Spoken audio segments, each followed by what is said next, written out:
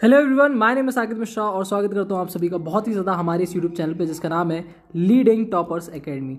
आप सभी का बहुत ही ज़्यादा स्वागत है आज के इस वीडियो में। आज हम पढ़ने वाले हैं हमारा जो एंशिएंट हिस्ट्री कल हमने स्टार्ट किया था उसका थोड़ा आगे का टॉपिक। वैदिक काल तक हम कंप्लीट कर चुके थे। आज की इस वीडियो में हमने ऋग्वैदिक काल तो हम कर चुके थे, उत्तर वैदिक काल के बारे में थोड़ा सा हम जानेंगे। लास्ट वीडियो में हमने सिंधु घाटी सभ्यता, उसके प्रमुख स्थल, कौन कौन से स्थलों से रिलेटेड कौन कौन से प्रमुख उत्खनन करता है वो भी हमने लास्ट वीडियो में पढ़े थे। अगर आपने नहीं देखा वो वीडियो तो जाके देखिए किस तरीके के सिंधु घाटी सभ्यता, हड़प्पा सभ्यता, मोहनजोदाड़ो, कालीबंगा, वहाँ सब क्या स्थितियाँ थी, ये सारी चीज़ें भी हमने वहाँ पे कवर की थी। If you have not watch that video so please go and watch that video so that ये वीडियो आपके आसानी से समझ में आएगा।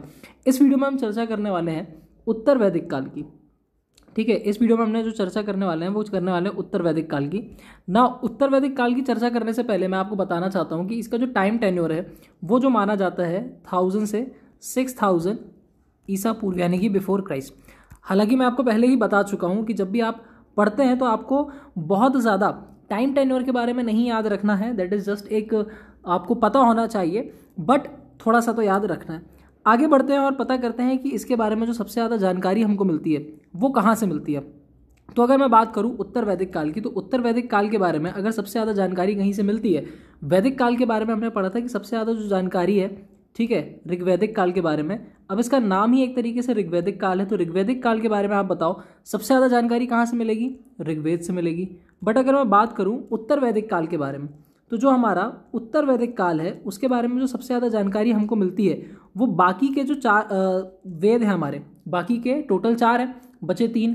तो यजुर्वेद, ठीक है, उसके बाद सामवेद, ठीक है, उसके बाद अथर्ववेद। तो ये 3 ऐसे वेद हैं जिनसे हमें बाकी के वेदों की जानकारियाँ मिलती हैं। सिर्फ ऋग्वैदिक काल हमारा ऐसा था जिसकी जानकारी हमें ऋग्वेद से मिलती थी। ठीक है, इसमें भी सेम चीज़ थी, एक पैटर्न था जो हमने पढ़ चुका है ऑलरेडी कि यहाँ पे भी जो राजा होता था हमारा उसको हम क्या कहते थे? राजन कहते थे। ठीक है, तो कोई नई बात नहीं है, ये राजा का एक सिनोनिम ही होता है। बचपन से लेकर अभी तक आपने पढ़ा होगा, तो राजा का जो सिनोनिम होता था उसको हम राजन कहते थे। और उसके अधिकार जो थे, ठीक है, जितने उसको ऋग्वैदिक काल में मिले हुए थे, अब उसके अधिकारों में क्या हो गई थी? बढ़ोतरी हो गई थी। भाई जैसे जैसे टाइम आगे बढ़ता है वैसे वैसे चीज़ें भी क्या होती हैं? एडवांस होती हैं। तो अगर सिस्टम एडवांस हो रहा है तो जो उनको अधिकार मिले हुए थे उसमें भी थोड़ी सी वृद्धि हुई, थोड़ी सी बढ़ोतरी हुई। ठीक है, बहुत सारे जो जन होते थे, अनेक जन। अब यहाँ पे हमने क्या पढ़ा था लास्ट में कि जो अनेक परिवार होते थे वहाँ मिलके ग्राम बनाते थे, ग्राम मिलके फिर क्या बनाते थे? विश्व बनाते थे, और विश्व मिलके क्या बनाते थे? जन बनाते थे या कबीला बनाते थे। अब यहाँ पे जो बहुत सारे जन हैं वो मिलके क्या बनाएंगे? यहाँ पे बहुत सारे जो जन हैं वो मिलके बनाएंगे हमारा जनपद। जी हाँ, वो मिलके क्या बनाएंगे? जनपद बनाएंगे। इसमें कुरु, अब 2 जनपद हैं जो सबसे ज़्यादा प्रसिद्ध हैं। आपसे पूछ लिया जाता है कि ये जनपद किस समय के हैं, तो इसमें 2 जनपद थे। एक का नाम था कुरु और एक का नाम था पांचाल। ठीक है, पांचाल। तो ये जो थे ये सबसे प्रसिद्ध जनपद माने जाते थे। ठीक है, वहाँ पे क्या होता था? जो राजा महाराजा थे, अब देखो पूजा पाठ पे तो बिलीव करते थे ऑलरेडी, तो जो राजा होते थे ना वहाँ पे वो राजसूय, ये अलग अलग यज्ञ होते हैं। ठीक है, तो 3 टाइप के यज्ञ बड़े फेमस थे। एक था राजसूय, ठीक है, ये एक यज्ञ का नाम है। दूसरा है वाजपेय, ठीक है, ये भी एक यज्ञ का नाम है। और एक है अश्वमेघ, ये तो आपने सुना होगा, रामायण जिसने देखी है। अश्वमेघ, आपको जो भी राजा होता है वो ये यज्ञ करवाता है और फिर एक घोड़ा छोड़ा जाता है। जो भी उस घोड़े को अगर नहीं पकड़ता है कोई, तो ऐसा माना जाता है कि कोई भी ऐसा नहीं है जो राजा को चुनौती देने में सक्षम हो, बट अगर कोई उस घोड़े को पकड़ लेता है तो फिर उसको राजा से युद्ध करना पड़ता है। और फिर इस तरीके से अगर वो जीता तो राज उसका, नहीं तो फिर जो जीता राजा तो उसका ही हो जाता है, राज तो उसका ही हो जाता है। ठीक है, इस समय के जो राजा होते थे उन्होंने कुछ तरीके की उपाधियाँ, ठीक है, कुछ तरीके की उपाधियाँ धारण करके रखी थी। जैसे एक राट, ठीक है, एक राट यानी कि एक राजा, एक तरीके से समझ सकते हो। सम्राट बड़ा फेमस था इस समय में, ठीक है, सम्राट, ये उपाधियां हैं। स्वराट, तो ये 3 है, एक राट, स्वराट और सम्राट। तो राजाओं ने कुछ ऐसी उपाधियां धारण करके रखी थी इसमें। ठीक है, फिर बात आती है कि थोड़ा सा, अब देखो अधिकार बढ़ गए, और देखना जब राजा के अधिकार बढ़ते हैं, ठीक है, जब पुरुषों के अधिकार बढ़ते हैं तो वो किसके लिए? महिलाओं के लिए थोड़ी दिक्कत वाली बात आ जाती है। ठीक है, महिलाओं के, राजा के अधिकार बढ़े, पुरुषों के, तो महिलाओं के लिए दिक्कत वाली बात आ गई। तो जो उत्तर वैदिक काल था हमारा, उसमें जो स्त्रियों की स्थिति थी, ठीक है, स्त्रियों की स्थिति थी, फीमेल्स का जो हम बात कर रहे हैं, स्त्रियों की जो स्थिति थी वो बहुत ही ज़्यादा अच्छी नहीं थी। जो पुत्री का जन्म था, ठीक है, वो सही नहीं माना जाता। तो अगर कभी पूछे कि कौन सा ऐसा टाइम टेन्योर है जहाँ पे पुत्री जन्म को सही नहीं माना जाता, तो दैट विल बी उत्तर वैदिक काल। उत्तर वैदिक काल का एक बार फिर हम पढ़ लेते हैं। जो टाइम टेन्योर है वो कितना है, 1000 से 600 ईस्वी पूर्व। इतनी चीज़ आपको याद रखनी है। फिर और अगर हम बात करें तो समाज में जो सर्वोच्च स्थान था, ये तो हमेशा से रहा है कि समाज में जो सर्वोच्च स्थान होगा, ठीक है, सर्वोच्च स्थान किसका होगा, तो सबसे टॉप पे होते हैं हमारे ब्राह्मण, ठीक है, सबसे टॉप पे हमारे कौन होते हैं, ब्राह्मण होते हैं। और जो मेन टैक्स पेयर थे तो वो कौन थे, वैश्य। ये थे हमारे कौन, टैक्स पेयर। अब देखो, जो कमा रहा है वैश्य, बिजनेसमैन, भाई जो कमा रहा है वही ना टैक्स देगा, जिसकी इनकम हो रही है उसी वही तो टैक्स देगा। तो ये मेन हमारे क्या थे, जो हमारे टैक्स पेयर थे ये वो थे। अब बात करते हैं कि कौन कौन से 4 आश्रम। देखो, ये लाइफ की ना 4 स्टेजेस होती हैं जिसको यहाँ पे बताया गया है। तो पहली स्टेज जो होती थी, ठीक है, उसको क्या कहते थे, ब्रह्मचर्य, ठीक है, ब्रह्मचर्य। फिर हमारा आता था गृहस्थ, फिर हमारा आता था वानप्रस्थ, और फिर आता था लास्ट में जब कुछ नहीं बचता तब इंसान हो जाता है सन्यासी, यानी कि सन्यास आश्रम। तो ये 4 तरीके के आश्रमों का हमको यहाँ से एक लिखित वर्णन मिलता है। और ये कहाँ से मिलता है, तो ये हमें मिलता है जबालोपनिषद। कौन सा, जबालोपनिषद। तो इससे हमें जानकारी मिलती है ये 4 लाइफ के आश्रम्स के बारे में। उत्तर वैदिक काल में पशुपालन की जगह कृषि को ज़्यादा महत्व दिया जाता था। तो उत्तर वैदिक काल एक ऐसा काल था जहाँ पे पशुपालन को उतना महत्व नहीं दिया जाता था कि भाई पशु पालना तो चलो ठीक है, पालते रहेंगे, बट उससे ज़्यादा महत्व किसको दिया जाता था, कृषि को ज़्यादा महत्व दिया जाता था। तो ये चीज़ भी आपको फैक्ट याद रखना है, आप इसको नोट करते चलो, ठीक है। आज थोड़ी सी टेक्निकल प्रॉब्लम हो गई थी, कुछ दिक्कत आ गई थी, दैट इज़ वाई मैं नोट्स नहीं बना पाया। 2-3 क्लास की बस बात है, फिर वापस से मैं नोट्स पे पढ़ाना चालू कर दूंगा, जिससे आपको एक एक चीज़ अच्छे से प्रॉपर समझ में आएगी।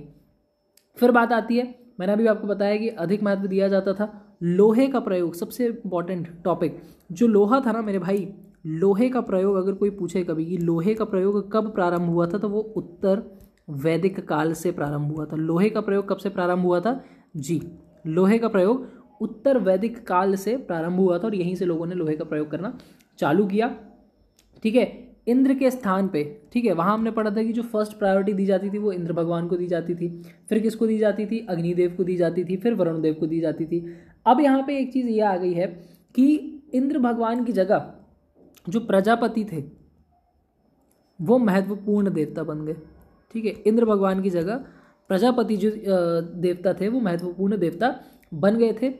अब अथर्ववेद में ऐसा बोला गया है कि सभा और जो समिति, जो मैंने बताया था जन प्रतिनिधि संस्थाएं होती थी, जन संस्थाएं होती थी, जन प्रतिनिधि संस्थाएं, तो जो सभा और समिति है ना, अथर्ववेद में ऐसा बताया गया है कि जो सभा और समिति हैं वो किसकी बेटियां थीं, तो वो प्रजापति की 2 पुत्रियां थीं। ये कौन थी, ये दोनों प्रजापति जो थे, ठीक है, उनकी क्या थी, पुत्रियां थीं, ठीक है, उनकी क्या थी, पुत्रियां थी। तो ये चीज़ आपको याद रखनी है।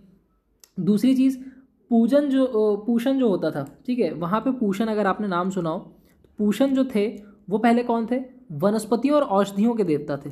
ये कौन थे, तो ये वनस्पतियों, एक मिनट, ये वनस्पतियों और औषधियों के मेन देवता थे। ये वनस्पतियों और औषधियों के मेन देवता थे, इनका नाम था पूषण। बट बाद में इनको किसके देवता बना दिया गया था, बाद में शूद्रों के देवता के रूप में प्रसिद्ध हुए। शूद्र मतलब क्या होता है, जो लोअर कास्ट पीपल होते हैं, लाइक जिनको आज हम SC ST कैटेगरी में रखते हैं, नॉर्मल, पहले इनको क्या किया जाता था, तो ये शूद्रों के देवता माने जाते थे, शूद्रों। हालांकि आजकल ये सब चीज़ें नहीं होनी चाहिए, बिल्कुल सारे लोग एक समान होते थे, बट ये अलग अलग लोग, अलग अलग दिमाग, हम क्या कर सकते हैं इस पर। बट मैं एक पढ़े लिखे होने के नाते बस ये रिक्वेस्ट करूँगा कि अभी सबको एक तरीके से ट्रीट किया जाना चाहिए, because that is the thing that is written in the constitution. चलो इस बात पर ज़्यादा ना चर्चा करते हुए हम आगे बढ़ते हैं। इस समय क्या होता था, 5 प्रकार के महायज्ञ होते थे। एक होता था ब्रह्मा यज्ञ, ठीक है, एक देव यज्ञ, ठीक है, वो राजा करवाते थे, जो मैंने ऊपर बताया था, ठीक है।